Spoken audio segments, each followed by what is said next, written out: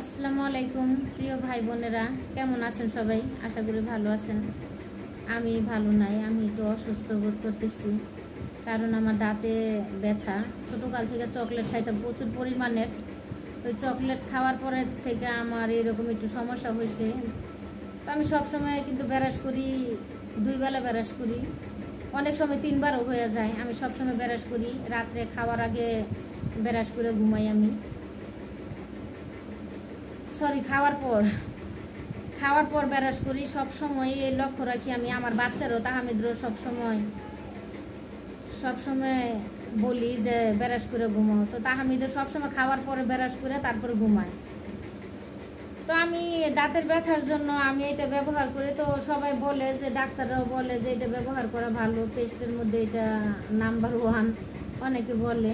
তো এটা নিচ্ছি, কিন্তু আমি বেশিরভাগই এটা ব্যবহার করি। তো আমি এখন খুব কষ্ট পাইতেছি দাঁতের জন্য। আর দাঁতের সমস্যা বড় সমস্যা। যারা দাঁতের ব্যথা সহ্য করেন তারা অবশ্য বুঝতে পারেন যে আসলে দাঁতের ব্যথা কিন্তু কঠিন ব্যথা। এই জন্য আমার মন মানসিকতা তেমন ভালো না, মাথাও প্রচুর ব্যথা করে, চোখের যন্ত্রণা জানেনি সবাই যে আমার চোখের সমস্যা। তো সব মিলাই একদম একাকার হয়ে গেছে, দাঁতের ব্যথা, চোখের ব্যথা, মাথা ব্যথা, সব ব্যথা একসাথে হয়ে গেছে। তো আমি এটা ব্যবহার করি ব্যথার জন্য। আপনারা যদি কেউ ভালো কোনো পরামর্শ জানেন তাহলে অবশ্যই কমেন্টে বলবেন আমি কোন পেস্ট ব্যবহার করতে পারি। আমি কিন্তু দাঁত ব্রাশ করি প্রচুর, আরেকবারও বললাম, আমার প্রিয় ভাই বোনদের সাথে শেয়ার করতেছি, আমি কিন্তু ব্রাশ করি প্রচুর। দিনে যেদিন না করব সেদিনও 2 বার করি, তাছাড়া তো আসি 3 বার। তো আমি কখনো দাঁত ব্রাশ করতে ভুল করি না। খাওয়ার পরে সব সময় আমি ব্রাশ করি, আমার বাচ্চারও ব্রাশ করতে বলি। তো চোখও ব্যথা করে, খুব কষ্ট পাইতেছি। ডাক্তারের কাছে আবার কালকে ডাক্তারের কাছে যাব, দেখি ডাক্তার কি বলে। তো দাঁতে কোনো পোকা হয় নাই, কোনো পোকা নাই দাঁতে। চকলেট বেশি খাইতাম, মিষ্টি জিনিস বেশি খাওয়ার কারণে আমার এই সমস্যাটা হয়েছে। আমি ছোটকাল থেকে প্রচুর মিষ্টি খাই, এখনো মিষ্টি খাই। তো এখন একটু ভয় পাই মিষ্টি খাইতে, যদি ডায়াবেটিস হয়। কারণ ডায়াবেটিসের রোগীদের অনেক কষ্ট, আমি ওই কষ্টটা নিতে পারি না, যে আসলে প্রচুর কষ্ট করে ওনারা।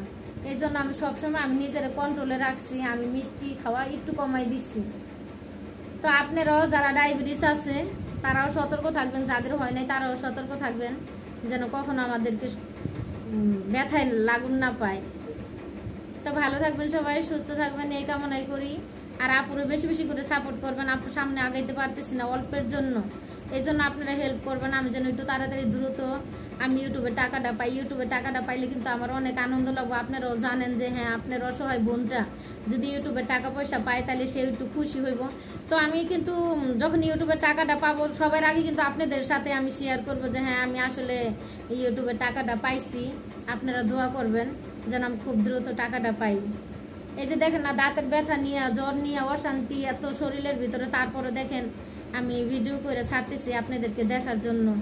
আমি একটু অসুস্থ আছি, আমি সব সময় চেষ্টা করব আপনাদেরকে সুন্দর সুন্দর ভিডিও উপহার দেওয়ার জন্য, আর সব সময় ন্যায়ের পথে থাকার জন্য, আর যেটা সত্যিটা তুলে ধরার জন্য। আমি কিছু বানাই আপনাদের সাথে শেয়ার করতে চাই না, আমি সবসময় সত্যিটা নিয়ে শেয়ার করতে চাই, সৎ পথে থাকতে চাই। তো ভালো থাকবেন সবাই, সুস্থ থাকবেন, আল্লাহ হাফিজ।